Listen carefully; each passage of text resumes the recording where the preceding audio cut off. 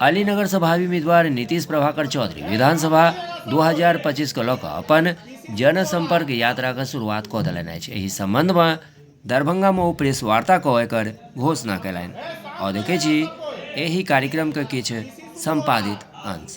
पहले तो मैं आप सभी मीडिया बंधुओं को नमस्कार कर रहा हूँ और अहाँ सबसे एतेक प्रेम चाहिए, मार्गदर्शन चाहिए, एहिके लेल अहाँ सबके लेल मानि लिअ तऽ गेट टुगेदर कऽ रहल छी। जहाँ तक गप छै कि हमर पिताजी का अधूरा सपना छनि जकरा पूरा करैके लेल हम निकललहुँ हँ। पहले हमर पिताजी 2005 में मनीगाछी से विधायक छलाह और समता पार्टी के समय से माननीय मुख्यमंत्री जी के संगे वो रहलखिन जुड़ल। 2008 में परिसीमन बदलला के बाद वो क्षेत्र हमरा सबके अलीनगर भऽ गेलै हँ, तो हम अलीनगर से अखन जनता के सेवा में निरंतर लागल छी। जे हमर पिताजी समाज सेवा में लागल रहला ओहि विरासत के हम आगू बढ़ा रहल छी। बाकी अहाँ सबके आशीर्वाद और मार्गदर्शन के लेल। फिलहाल किस पार्टी से आपका संबंध? पार्टी का संबंध अभी कहिएगा तो हम जदयू में ही हैं और जदयू के जो शीर्ष नेता हैं उनका आशीर्वाद भी मिला है और उनकी सहमति से आगे बढ़ रहे हैं। आपको उम्मीद है कि टिकट मिलेगा आपको? ये तो शीर्ष नेतृत्व तय करेगा। अगर टिकट मिलेगा तो ये निश्चित है कि ये सीट निकाल के देंगे, ये जीत पक्की करके देंगे पार्टी। प्रेस कॉन्फ्रेंस का मुख्य उद्देश्य क्या है आपका? प्रेस कॉन्फ्रेंस का उद्देश्य कोई खास नहीं है, बस इसमें इतना ही कहना है कि मैं निरंतर सेवा में लगा हुआ हूँ और इस तरह से मिलकर सब बंधुओं को कहना चाहता हूँ कि आप लोगों का योगदान मिलता रहे और मैं सेवा करता रहूँ। पार्टी अगर आपको मौका नहीं देती है तो फिर आप आगे कौन सा कदम उठाएंगे? देखिए, चुनाव लड़ने का हमने ठान लिया है और शीर्ष नेतृत्व का आशीर्वाद प्राप्त है, बाकी अभी ज़्यादा कुछ नहीं है। मैं आया हूँ और उस समय जब हमारी परिस्थिति थी तो पिताजी एक्टिव थे और हम लोग उसमें पढ़ाई कर रहे थे। पिताजी के बीमार होने के बाद हम लोग इसमें आए हैं, ठीक है। अभी फिलहाल वो गद कर गए हैं, जब बीमार थे तो उनकी सेवा में लगे हुए थे। आप लोगों की जो नई पारी की शुरुआत किया है आपने अपनी राजनीति का, जनता के बीच में जा रहे हैं, तो कैसा आप देख रहे हैं जनता का लगाव? जनता के बीच में मैं जा रहा हूँ और ये जनता की प्रेरणा से ही जा रहा हूँ, क्योंकि जनता जो हमारे यहाँ आई मन के उसमें कार्यक्रम में, उन्होंने हमें लगातार बुलाया और बोला कि आप लोग आइए, हम चाहते हैं कि हमारे स्थानीय नेता कोई हो और हमारे बीच से एक युवा आए जो हमारा दुख दर्द समझे और हमारे कंधे से कंधा मिलाकर चले। अलीनगर जी चुनने के क्या कुछ वजह रहा विधानसभा के?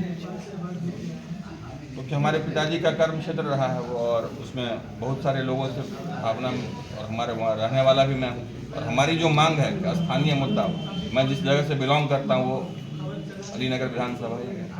आप वर्तमान में जो विधायक अलीनगर से हैं, क्या उनके कार्य से कोई क्षेत्र में विरोध है या फिर अलग तरह से आपकी मांग है? ये तो जनता कहेगी उसको क्षेत्र में विरोध है या नहीं है, बस उनका यही मुद्दा है कि स्थानीय उम्मीदवार चाहिए। इस तरह के गठबंधन में वो सीट भाजपा की है और आप जदयू के नेता हैं, ये कहना अभी श्योर नहीं कहिए, क्योंकि जब अलीनगर सीट पर पहली बार बनी थी तो हमारे पिताजी ही जदयू से लड़े थे उस सीट पर और ये पूरा अधिकार जदयू का बनता है इस सीट पर। ऐसा आप नहीं कह सकते कि भारतीय जनता पार्टी का।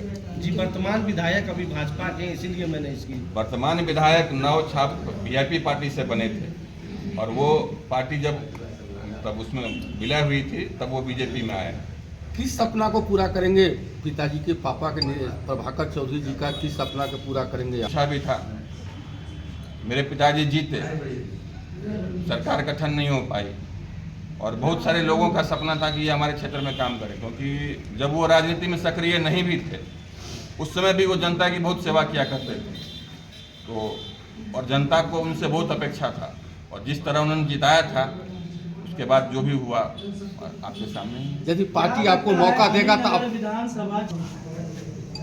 अलीनगर कहिए या पूरा बिहार कहिए, माननीय मुख्यमंत्री जी का विकास का कार्य बहुत तेजी से चल रहा है, इसमें कोई दो राय नहीं। लेकिन विकास की कोई सीमा नहीं होती है, आप निरंतर उसको करते रहिए, कुछ से कुछ होता ही जाएगा।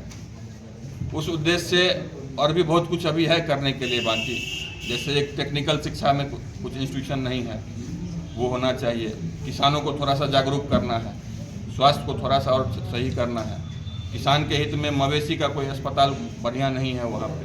बहुत सारी काम है जो अभी सरकार कर रही है और आगे भी करते रहेंगे। हम लोग कोशिश करेंगे इस तरह से बढ़ते रहें। आपके गांव में एक गुरुकुल भी है।